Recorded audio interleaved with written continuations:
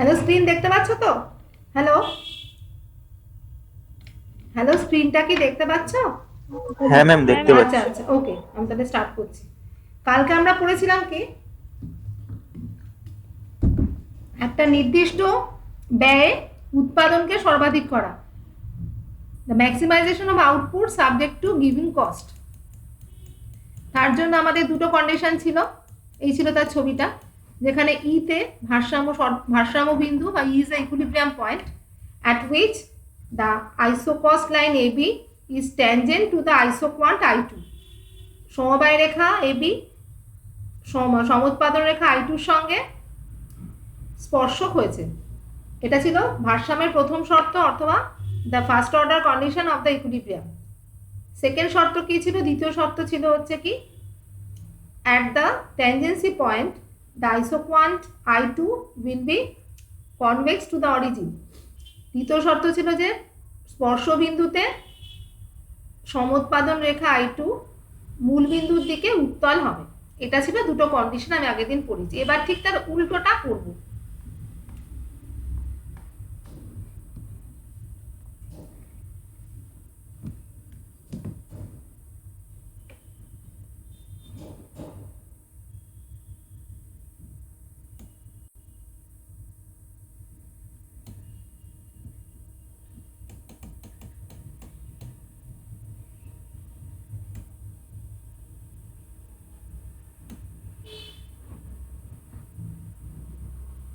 হুম,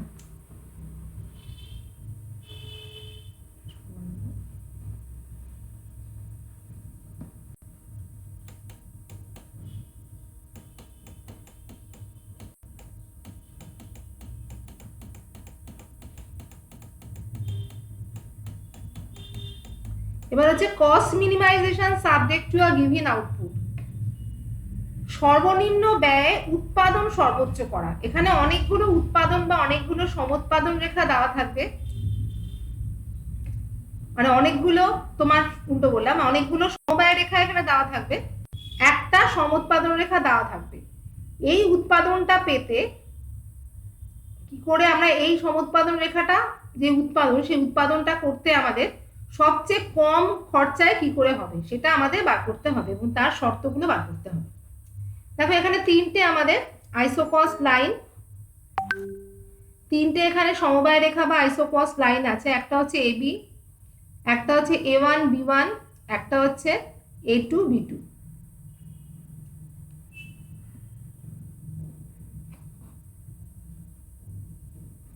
সব এখানে দেখা যাচ্ছে কি এবিটা সবচেয়ে কম। এবি যে রেখাটা, সমবায় রেখাটা, এটা সবচেয়ে কম খরচ হবে। A1 B1 এর তার চেয়ে বেশি খরচা হবে, A2 B2 তার চেয়েও বেশি খরচা হবে। যেমন লিখেছি আমরা A2 B2 greater than A1 B1 greater than AB।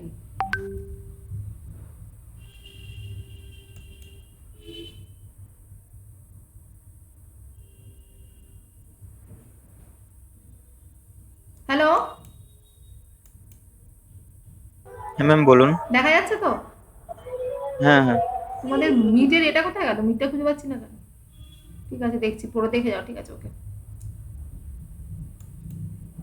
তারপর তাহলে এবার আমরা দেখবো হচ্ছে যে এখানে দেখতে পাচ্ছি আমরা আবার একই রকম ই বিন্দুতে এবি সমবায় রেখা টাচ করেছে, A1 B1 সমবায় রেখাটা ডি আর এফ বিন্দুতে টাচ করেছে এবং A2 B2 সমবায় রেখাটা সি আর জি বিন্দুতে টাচ করেছে, মানে ইন্টারসেক্ট করেছে বা ছেদ করেছে। এগুলো ছেদ করেছে, সমুৎপাদন সমবায় রেখা সমুৎপাদন রেখাকে ছেদ করেছে আর এখানটা টাচ করেছে।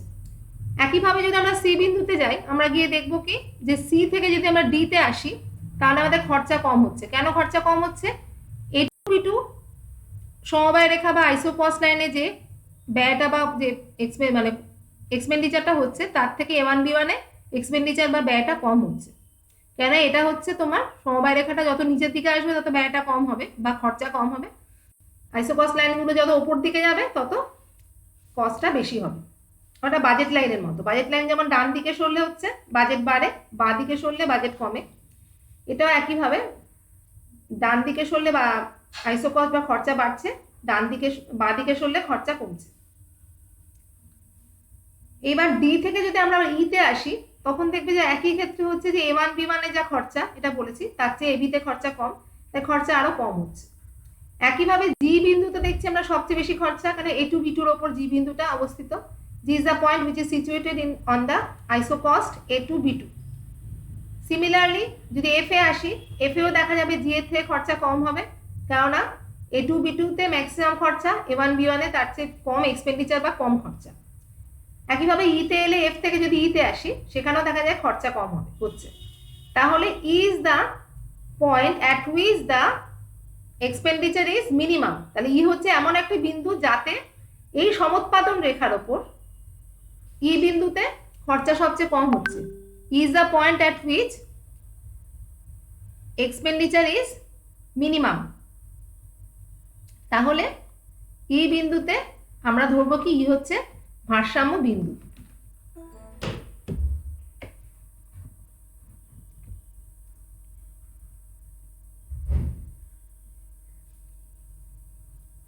ই হচ্ছে এখানে ভারসাম্য বিন্দু। একইভাবে এখানে ভারসাম্যের শর্ত কি হয়েছে? ভারসাম্যের শর্ত হচ্ছে কি ফার্স্ট অর্ডার কন্ডিশন বা প্রথম শর্ত। at the equilibrium point the isopoint I0 will be tangent to the isocost line AB. ভারসাম্য বিন্দুতে সমোৎপাদন রেখা I0 সমবায় রেখা AB এর সঙ্গে স্পর্শক হবে। সেকেন্ড অর্ডার কন্ডিশন কি? সমোৎপাদন রেখা I0 স্পর্শ বিন্দুতে মূল বিন্দুর দিকে উত্তল হবে। সমোৎপাদন রেখা এই যে I0, এটা দেখো স্পর্শ বিন্দু হচ্ছে ই, এখানে মূল বিন্দু ওর দিকে উত্তল। তাহলে the isopoint I0 is convex to the origin at the tangency point. এগুলো খুব ছোট ছোট 5 নম্বরের কোয়েশ্চেন দেবে, বইতে খুব সুন্দর করে লেখা আছে, আমি মার্ক করে দেবো, মার্ক করে কালকে পিডিএফটা দিয়ে দেবো। তাহলে এটা বুঝতে পেরেছো? হ্যালো হ্যালো, হ্যাঁ ম্যাম। বুঝতে পেরেছো? তোমাদের গুগল মিটের স্ক্রিনটা দেখতে পাচ্ছি না, কোথায় গেল কে জানে, দরকার নেই, বেশি কিছু হয়ে গেলে লেফট হয়ে গেলে মুশকিল হবে। আচ্ছা,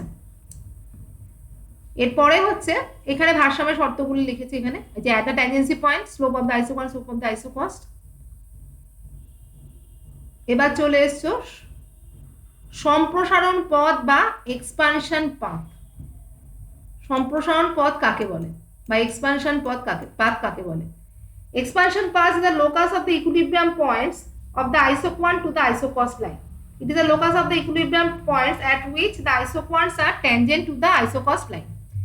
সম্প্রসারণ পথ হচ্ছে প্রত্যেকটি আইসোকোয়ান্ট যদি এক একটি করে আইসোকোয়ান্ট কস্ট লাইন বা প্রত্যেকটি সমোৎপাদন রেখা যদি একটি করে সমবায় রেখার সঙ্গে স্পর্শক হয়, তাহলে যে স্পর্শ বিন্দুগুলো বা ভারসাম্য বিন্দুগুলো পাবো সেগুলোকে যদি একটা সরলরেখা দিয়ে যোগ করা হয়, তাহলে সেই সরলরেখার সঞ্চার পথ হবে হচ্ছে সম্প্রসারণ পথ বা এক্সপানশন পাথ। সমোৎপাদন রেখা এবং সমবায় রেখা স্পর্শবিন্দু সংযোগকারী রেখাকে কি বলছি আমরা? Expansion path. হ্যাঁ, আচ্ছা দেখো ছবিটা কিরকম আসবে। এগুলো কিন্তু প্রত্যেকটা কোয়েশ্চেন 2 নম্বরের কোয়েশ্চেন দিল, তার সঙ্গে ছবি আঁকতে হবে, তাহলে কিন্তু 2 দেবে। ছবি না আঁকলে কিন্তু যেগুলো ছবি আছে তাহলে নম্বর দেবে না। এখানে দেখো তিনটে আমাদের আইসোকস্ট লাইন বা সমবায় রেখা আছে, একটা হচ্ছে A1 B1, একটা হচ্ছে A2 B2, একটা হচ্ছে A3 B3। তিনটে আইসোকস্ট লাইন বা সমবায় রেখা আছে। এবার প্রত্যেকটা আইসোকস্ট লাইনের থেকে সঙ্গে আমার একটা করে আইসোকোয়ান্ট ট্যানজেন্ট হয়েছে বা স্পর্শক হয়েছে, একটা করে সমোৎপাদন রেখা। প্রথম A1 B1 সমবায় রেখার সঙ্গে সমোৎপাদন রেখা I0 এই বিন্দুতে স্পর্শক হয়েছে। The isoquant I0 is tangent to the isocost line A1 B1 at the point E1. দ্বিতীয় সমোৎপাদন রেখা I1 সমবায় রেখা A2 B2 এর সঙ্গে E2 বিন্দুতে স্পর্শক হয়েছে। The next isoquant I1 is tangent to the isocost line A2 B2 at the point E2. Thirdly, the third isoquant I2 is tangent to the isocost line A3 B3 at the point E2. তৃতীয় সমোৎপাদন রেখা I2 সমবায় রেখা A3 B3 এর সঙ্গে E2 বিন্দুতে স্পর্শ করেছে। এবার তাহলে E1 E2 E3 এই তিনটে হচ্ছে কি ভারসাম্য বিন্দু। আমরা যদি ও থেকে ভারসাম্য বিন্দুগুলোকে একটা সরলরেখা দিয়ে যোগ করি, তাহলে আমরা কে পাবো। ইকেটা হচ্ছে কি এটা হচ্ছে সম্প্রসারণ পথ। if the equilibrium point or the tangency point is connected to the origin with a line, then it is called the expansion path. এটা কিন্তু স্ট্রেট লাইনও হতে পারে, এটা ব্যাকার লাইনও হতে পারে। এটা স্ট্রেট লাইন হবে না এরকম একটা বাঁকা রেখা হবে, সেটা ডিপেন্ড করছে কি উৎপাদন অপেক্ষক বা প্রোডাকশন ফাংশনটা কি টাইপের। এর জন্য আমরা এক ধরনের উৎপাদন অপেক্ষক ইউজ করা হয়, তাকে আমরা বলি কি Cobb Douglas production function. What is Cobb Douglas production function? এটা কিন্তু 2 নম্বরে কোয়েশ্চেনে আসে। কপ-ডগলাস প্রোডাকশন ফাংশন বা কপ-ডগলাস উৎপাদন অপেক্ষক, এইটা হচ্ছে mathematical form Q is equal to A K to the power alpha L to the power beta। সেখানে কে কে আমরা কি বলছি? মূলধন বা capital. K is the capital, K হলো মূলধন, এল হচ্ছে লেবার বা শ্রম, কিউ হচ্ছে উৎপাদন বা আউটপুট,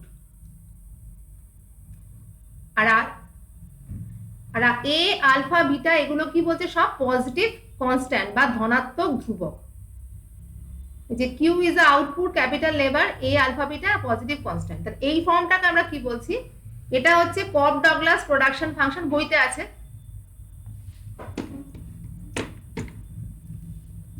এটাকে বলছি আমরা কপ-ডগলাস প্রোডাকশন ফাংশন বা বইতে আছে।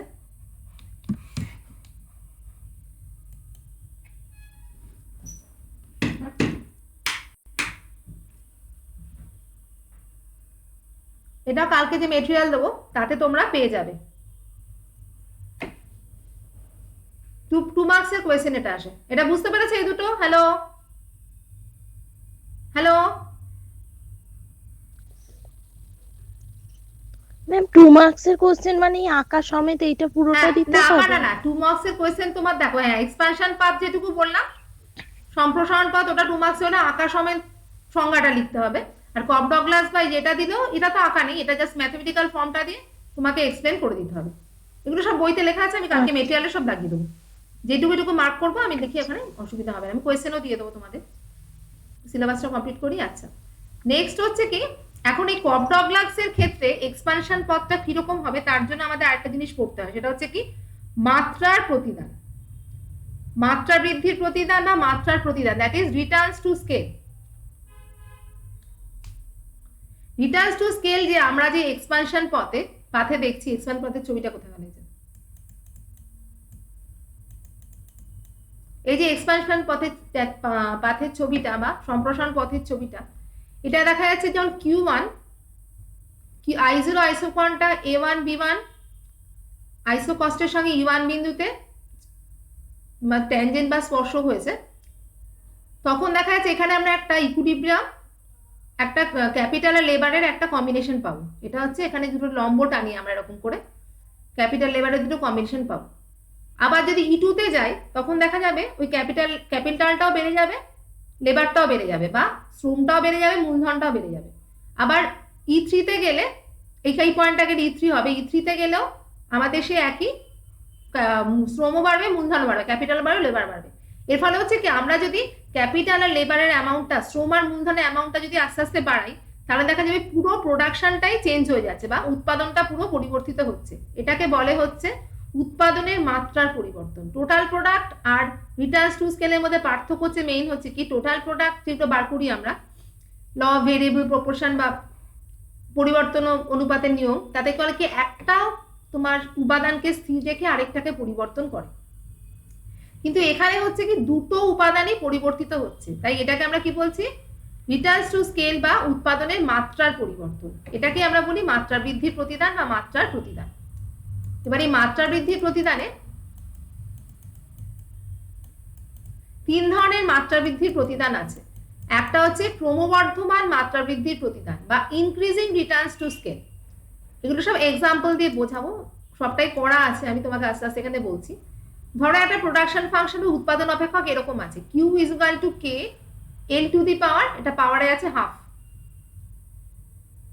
এটা হচ্ছে কি কপ-ডগলাস উৎপাদন অপেক্ষক, আমরা আগে যেটা পড়লাম ওর মতো ওই একটা অন্যরকম একটা মানে ফর্মে আছে। এখানে এটা হচ্ছে 1, তাই এটা এখানে দেয়নি। এখানে আলফা হচ্ছে কত? কে এর ওপর পাওয়ার কিছু নেই, মানে কিছু পাওয়ার না থাকলে আমরা কি ধরি? 1 ধরি। তাহলে আলফা হচ্ছে 1 আর এল এর ওপর পাওয়ার হচ্ছে বা এল এর ওপর সূচক হচ্ছে হাফ, তাহলে টোটাল আলফা প্লাস বিটা হচ্ছে 3/2।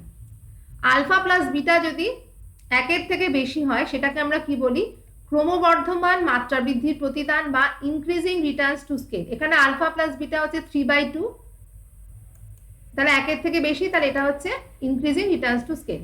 এবার দেখবো যে এখানে আমরা ইনক্রিজিং রিটার্নস টু স্কেলে কি বলে, যদি আমরা শ্রম আর মূলধন ক্যাপিটাল বা লেবার যে অ্যামাউন্টে আমরা বাড়াচ্ছি যদি ক্যাপিটাল আর লেবারকে দ্বিগুণ করে, তাহলে আউটপুট যেটা পাওয়া, উৎপাদন যেটা পাবো সেটা দ্বিগুণের চেয়ে বেশি পাবো। মানে যদি ক্যাপিটাল লেবার দ্বিগুণ হয়, এটা 4 গুণ হবে, 5 গুণ হবে, 6 গুণ হবে, যাই হোক না কেন দ্বিগুণের থেকে বেশি হবে। আমরা একটা ম্যাথমেটিক্স এই এক্সাম্পলটা দিয়ে বোঝাচ্ছি। দেখো ক্যাপিটাল এখানে কত ধরছি আমরা, ক্যাপিটাল আছে 16 আর লেবার আছে 25। তাহলে এবার এখানে ভ্যালুগুলো বসিয়ে দিচ্ছি। কে এর জায়গায় আমরা 16 বসাচ্ছি, এল এর জায়গায় 25 বসাচ্ছি। 25 টু দি পাওয়ার হাফ মানে 25 এর রুট ওভার কত হবে, এটা 5 এর 25 এর বর্গমূল করলে হয়, স্কোয়ার রুট করলে হয় 5, তাহলে 16 ইন্টু 5 ইন্টু 80, তাহলে 80 ইউনিট হচ্ছে ফার্স্টে উৎপাদন আছে। এবার আমি ক্যাপিটাল লেবার প্রত্যেকটাকে 4 গুণ করে বাড়াচ্ছি। কে 4K করছি, এল কে 4L করছি। এবার এই ভ্যালুগুলো এখানে বসাচ্ছি। Q is equal two 4K, মানে কে এর জায়গায় 4K বসাচ্ছি, কে এর জায়গায় এল টু দি পাওয়ার হাফ, এখানে এল এর জায়গায় 25 ইন্টু 4, এটাও 4 গুণ হচ্ছে, টু দি পাওয়ার হাফ করেছি। তাহলে কি হবে, 400 লং 64, 64 ইন্টু এটা কত 100, মানে 100 এর কি টু দি পাওয়ার এটা কত হবে, 25 ইন্টু 4 100 হচ্ছে।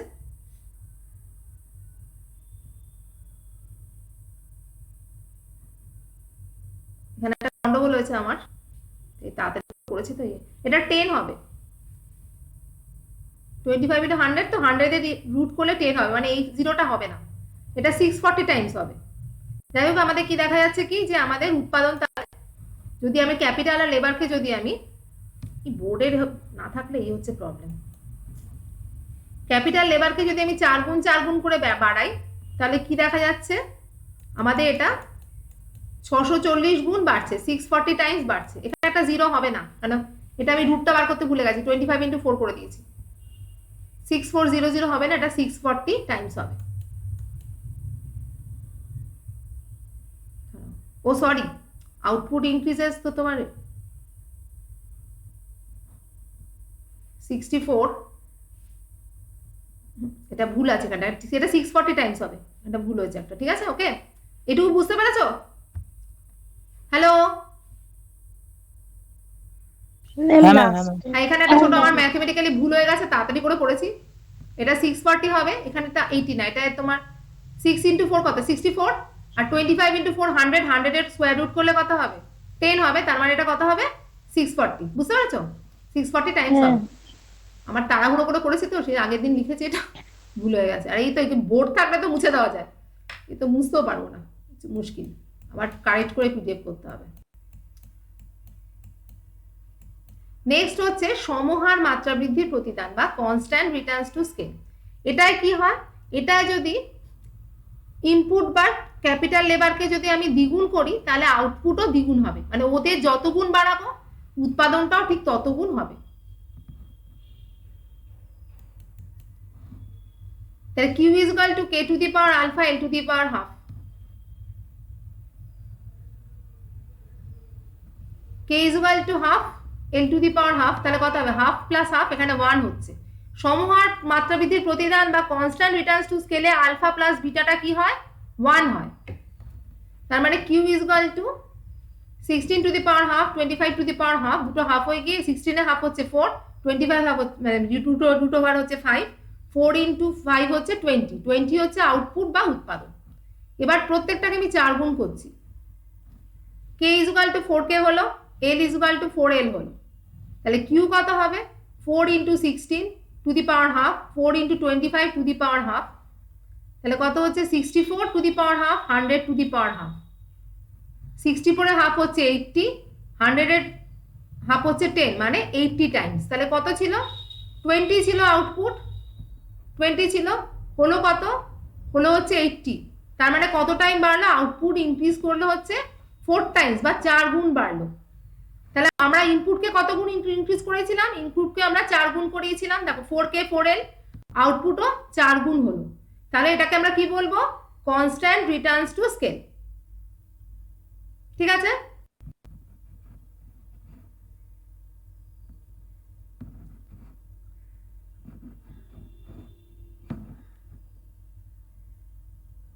দাঁড়া, আরেকটা জিনিস বার করছি এখানে, এটা মিনিমাইজ করি।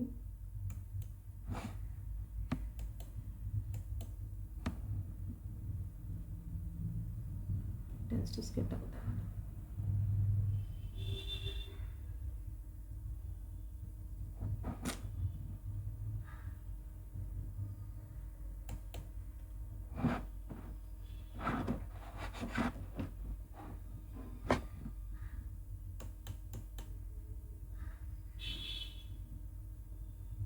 একটা পিডিএফ,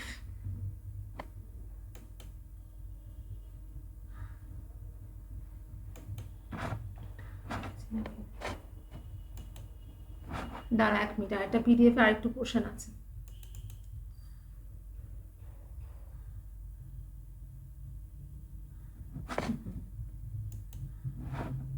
পোস্ট প্রোডাকশন, দাঁড়াও 1 মিনিট, তো ছোট ছোট পিডিএফ হয় না,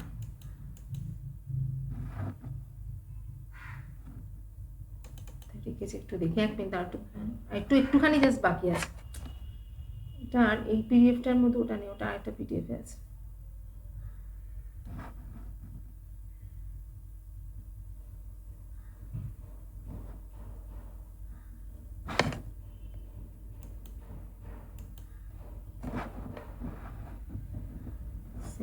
Cost of production.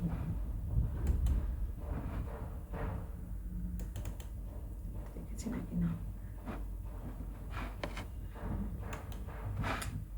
আচ্ছা, আজকে এইটুকুই থাক। হ্যাঁ, ওটা একটা সামান্য পোর্শন, তোমার যদি ওয়েট করতে পারো আমি কালকে দেখে নিচ্ছি খুঁজে আমি কোথায় রেখেছি। এতগুলো পিডিএফ হচ্ছে, এবার যত মানে যাচ্ছে দিন পিডিএফ সমানে বেড়ে যাচ্ছে, বিয়ের সময় এখন খুঁজে পাওয়া মুশকিল হয়ে যায়। এটাতে রেখেছি, এটাতেই তো ছিল পিডিএফ, তারপর অনলাইন ক্লাস রেকর্ড, তাতে মাথা খারাপ হয়ে যাচ্ছে। হ্যালো, এইটুকু কি বুঝতে পারলে তোমরা যেটুকু পড়ালাম? হ্যালো, হ্যাঁ ম্যাম, বুঝতে পেরেছি। আরেকটা না, এটা না দুটো পিডিএফ হয়েছে, মানে ওটা দেখাচ্ছিল যে 25 পেজ এক্সিট করে গেছে বলে কেটে আরেকটুখানি আরেকটা পিডিএফ করেছি। পিডিএফটা কোথায় গেল? পাশেই ছিল, মিনিমাইজ করে রাখলাম, কোথায় গেল? একটু ওয়েট করে আমি বার করে দিচ্ছি, একটুখানি আছে, পড়ে শেষ করে দিই। এটা এত পিডিএফ হয়ে গেছে না, পুরো পড়াতে প্রত্যেকটার সঙ্গে করতে করতে করতে মানে গাদা গাদা গাদা পিডিএফ হয়ে গেছে, পিডিএফ স্লাইড।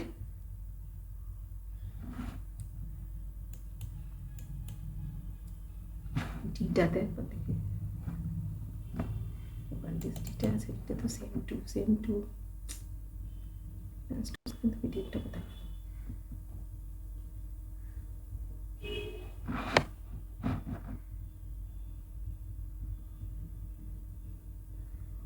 এবার ডিক্রিজিং রিটার্নস টু স্কেল যেটা আছে ওটা আমি মুখে বলে দিচ্ছি। ওটা হচ্ছে কি, ইনপুটগুলোকে যদি আমি মানে যেটুকু পরিমাণ বাড়াবো আউটপুট তার থেকে কম বাড়বে।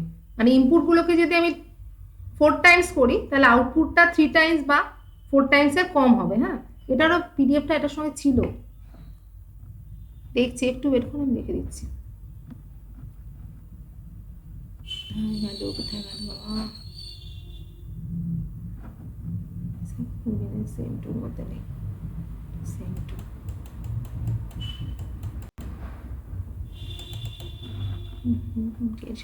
সেম টু আছে না,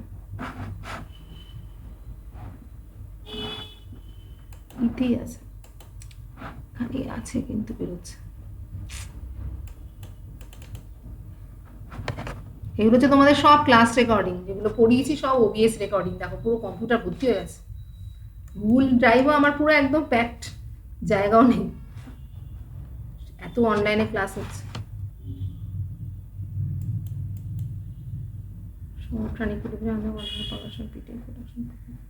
রিটার্নস টু স্কেল পিডিএফটা কোথায় গেল?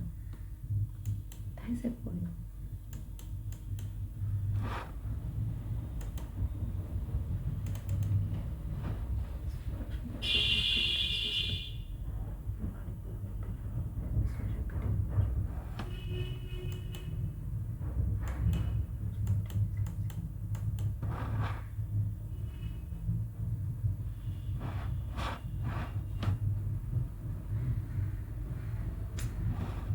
হচ্ছে কি সব এমন জায়গায় ঢুকে গেছে বেরোচ্ছে না। ঠিক আছে, এইটুকু থাক আজকে। হ্যাঁ, আমি তোমাদের কালকে মেটেরিয়ালটা আপলোড করে দেবো, আর সোমবার নতুন শুরু করার আগে আমি রিটার্নস টু স্কেলে ডিক্রিজিং রিটার্নস টু স্কেলটা বলে দেবো। ঠিক আছে, এইটুকু বুঝতে পেরেছো তো? এটা মনে হয় কোথাও হ্যাঁ একটা ম্যাম। ঢুকে গেছে। এত দেখছো তো কম্পিউটার পুরো তোমাদের এই পিডিএফ গুলো সব তোমাদের পিডিএফ ভর্তি, এত পিডিএফ হয়েছে সবকটা সেমিস্টার মিলিয়ে। এবার সব সেপারেট সেপারেট করাই আছে, তোমাদের সেম ওয়ানেরই গাদা পিডিএফ হয়ে গেছে।